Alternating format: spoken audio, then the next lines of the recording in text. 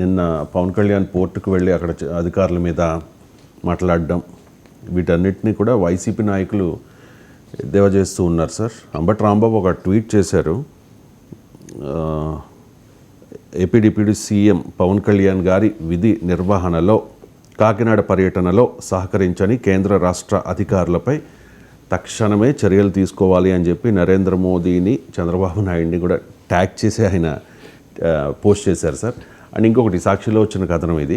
Pawan neutral gear, తటస్థుడిననే Mudra కోసం తాపత్రయం. ఆయన ఒక న్యూట్రల్, ప్రజా ప్రయోజనాలు లేకపోతే రాష్ట్ర ప్రయోజనాల కోసం దేనికైనా సిద్ధం, ఎవరినైనా విమర్శించడానికి సిద్ధం అనే యాంగిల్లో ఆయన న్యూట్రల్గా ఉండాలనే ఆలోచనతో వెళ్తూ ఉన్నారా అని. అంటే ఇది ఒక చాలా పర్సెప్టబుల్ పొలిటికల్ అబ్జర్వేషనే. అంటే మీరు రైజ్ చేసిన అంశము అంటే what's the Pawan Kalyan strategy behind it అని. అంటే too early to come to conclusion. ఇప్పటికిప్పుడే మనము ఖచ్చితంగా ఇదని చెప్పలేం, కానీ ఒక ఇండికేషను పొలిటికల్ సర్కిల్స్లో ఓ చర్చ ఏంటంటే పవన్ కళ్యాణ్ ఈ ప్రభుత్వ విజయాలు అనివార్యంగా పవన్ కళ్యాణ్ ఖాతాలో పడతాయి. చంద్రబాబు నాయుడు ప్రభుత్వం ఏవి సాధించినా పవన్ కళ్యాణ్ అందులో పార్ట్నర్, భాగస్వామి కనుక, ఆయన డిప్యూటీ చీఫ్ మినిస్టర్ కనుక, చంద్రబాబు నాయుడు నాయకత్వానికి సహకారంగా గౌరవంగా ఉన్నాడు కనుక, ఎక్కడా చంద్రబాబు నాయుడుతో ఘర్షణ పడడం లేదు కనుక ఆటోమేటిక్గా అది పవన్ కళ్యాణ్ ఖాతాలో కూడా పడతాయి. కానీ చంద్రబాబు నాయుడు ప్రభుత్వ వైఫల్యాల నుంచి ఆయన డిస్టెన్స్ మెయింటైన్ చేస్తున్నాడు. సో అందుకే హోంమంత్రిని నిలదీశాడు బహిరంగంగా. అదేదో ఆవేశంగా తొందరపాట్లో అన్న మాటలు కాదు, వ్యూహాత్మకంగా అన్న మాటలు అని. రెండవది, ప్రభుత్వంలోనే ఉంటూ ప్రభుత్వంలో తాను అధికారంలో భాగస్వామి కాదు, నేను ప్రజల పక్షాన అధికారంలో భాగస్వామిని, అంటే పాలనలో భాగస్వామి అనే దానికన్నా ప్రజల పక్షాన ప్రభుత్వంలో పోరాడే వ్యక్తిని. అంటే ప్రజల తరఫున ప్రభుత్వంలో పోరాడే వ్యక్తులు అసెంబ్లీలోనే ప్రతిపక్ష రూపంలో ఉంటే ప్రభుత్వంలో భాగస్వామ్య పక్ష రూపంలో ఉన్నాను అనే ఇండికేషన్ ఇస్తున్నాడు. మరి అన్యాపదేశంగా అన్నాడా, కాకతాళీయంగా అన్నారా, కావాలన్నాడు తెలియదు. మొదట్లో అన్నాడు, మీకు గుర్తున్నట్టు రవిశంకర్, నేను జనసేన ఏ ప్రతిపక్షమా అని. సో అంటే ఈ wants to maintain that critical distance. అంటే రేపు భవిష్యత్తులో జరగబోయే రాజకీయ పరిణామాలకు ఇది సంకేతమా అనేటువంటి అనుమానం రావటానికి భూమికి అక్కడుంది. ఎందుకంటే ప్రతి అంశములోనూ తాను ప్రజల పక్షం. ప్రభుత్వంలో ఉన్నవారు ఎలా ఉన్నా, అంటే ప్రభుత్వంలో ఉన్నప్పుడు హోంమంత్రి విషయంలో మంత్రిని టార్గెట్ చేశారు.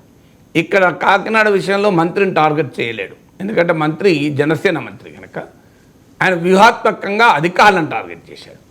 అందువల్ల చాలా క్లియర్గా తాను ప్రజల పక్షపాతిని, అధికారంలో ఉన్న అధికార వ్యవస్థలతో కూడా ప్రజల కోసం కొట్లాడతాను, తాను రాజకీయ భాగస్వామిగా కూటమిలో ఉన్న కూటమి నాయకత్వంతో కూడా ప్రజల పక్షాన పోరాడతాను, అందువల్ల తాను ప్రజాపక్షాన పోరాడేటువంటి నాయకుణ్ణి అనేటువంటి ఒక ఇండికేషన్ అనేది ఇస్తున్నాడు. మూడవది, పదే పదే తనకు కేంద్ర ప్రభుత్వానికి ఉన్న లింక్, పొలిటికల్ లింక్ కూడా చెప్తుంటారు. మీరు ఇప్పుడే కాదు, మీరు ఇది ప్రతిపక్షంలో ఉన్నప్పుడు కూడా చెప్పాడు. ఇది అమ్మాయిల అదృశ్యం వెనక నాకు కేంద్ర ఇంటెలిజెన్స్ సంస్థల సమాచారం ఇచ్చారు అని కూడా చెప్పాడు, మీకు గుర్తునే ఉంటుంది. తర్వాత ఇప్పుడు కూడా మీరు గమనించారు, కాకినాడ పోర్టులో నేను హోంమంత్రికి రాస్తాను అంటే తనకు అధిష్టానం ఇక్కడ కాదు, అమరావతిలో కాదు, తనకు అధిష్టానం ఢిల్లీలో. తాను అమరావతిలో చంద్రబాబు నాయుడికి అకౌంటబుల్ కాదు, తాను నరేంద్ర మోడీ నాయకత్వంలో పనిచేస్తాను అనేటువంటి ఒక ఇండికేషన్ ఇవ్వడం. మీరు ఇటీవల కూడా ఢిల్లీ వెళ్ళొచ్చారు. సో ఆయన చాలా సందర్భాల్లో నేను కేంద్ర ప్రభుత్వంతో మాట్లాడుతాను, నేను కేంద్ర పెద్దలతో మాట్లాడుతాను అంటుంటారు. సో ఈ wants to show that is not junior year. ఇక్కడ డిప్యూటీ చీఫ్ మినిస్టర్గా ఉండొచ్చు, చంద్రబాబు నాయుడుకు పూర్తి మద్దతుగా ఉండొచ్చు, కానీ నేను ఇండిపెండెంట్ను, నేను జూనియర్ కాను, నేను నరేంద్ర మోడీ నాయకత్వంలో కలిసి నేను చంద్రబాబు నాయుడు పనిచేస్తున్నాం, చంద్రబాబు నాయుడు నాయకత్వంలో నేను పనిచేస్తున్నాను అనేది ఒక ఇమేజు, నరేంద్ర మోడీ నాయకత్వంలో నేను చంద్రబాబు నాయుడు పనిచేస్తున్నాను అనేది ఇంకో ఇమేజ్. అంటే ఆ స్పష్టంగా ఒక బ్రాండింగ్లో, ఎందుకంటే Pawan Kalyan is the film స్టార్లకు తెలిసినంతగా బ్రాండింగ్ ఇంకెవరికి తెలియదు. ఎందుకంటే గ్లామర్ ఇండస్ట్రీలో ఉన్నవారు వారి ఉనికి మనుగడ బ్రాండింగ్ పైన ఆధారపడి ఉంటుంది, అనుమానం లేదు, తప్పు కూడా కాదు అది. సో అందువల్ల పవన్ కళ్యాణ్ చాలా స్పష్టంగా తనకు తాను ఒక ఇండిపెండెంట్ పొలిటికల్ బ్రాండ్ ఆంధ్రప్రదేశ్లో ఎస్టాబ్లిష్ చేసుకునే ప్రయత్నం చేస్తున్నాడు.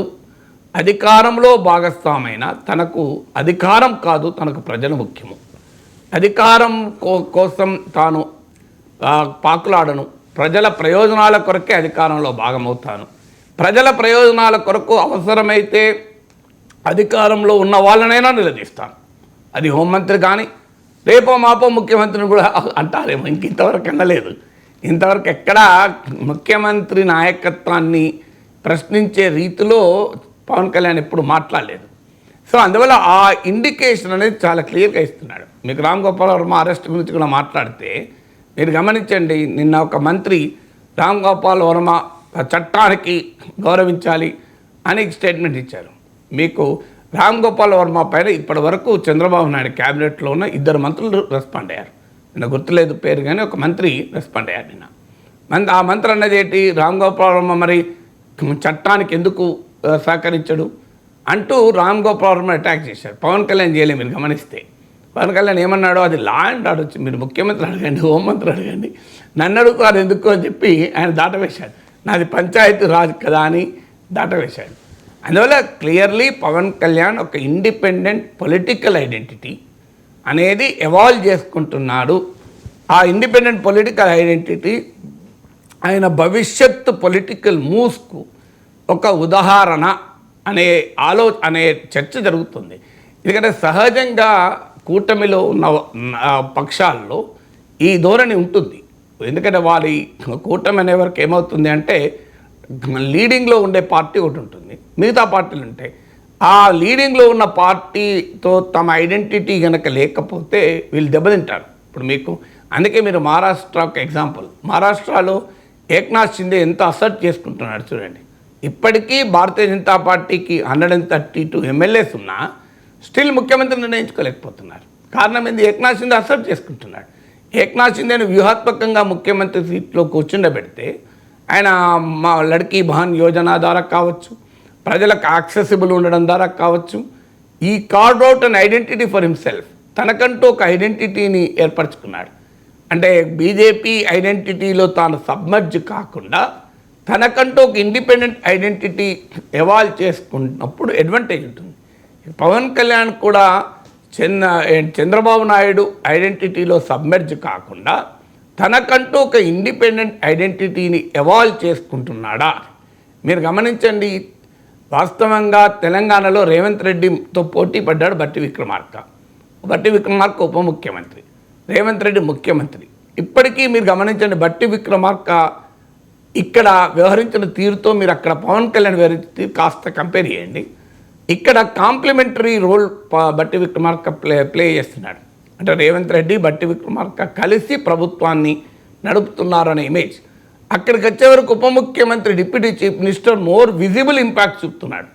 మీరు గమనించండి, వివిధ అంశాలపైన పవన్ కళ్యాణ్ రియాక్ట్ అవుతున్న తీరు చూస్తే, అది తిరుపతి లడ్డు కావచ్చు, అది హోమ్ మినిస్టర్ పైన వ్యాఖ్యలు కావచ్చు, ఇవాళ కాకినాడ పోర్ట్ కావచ్చు.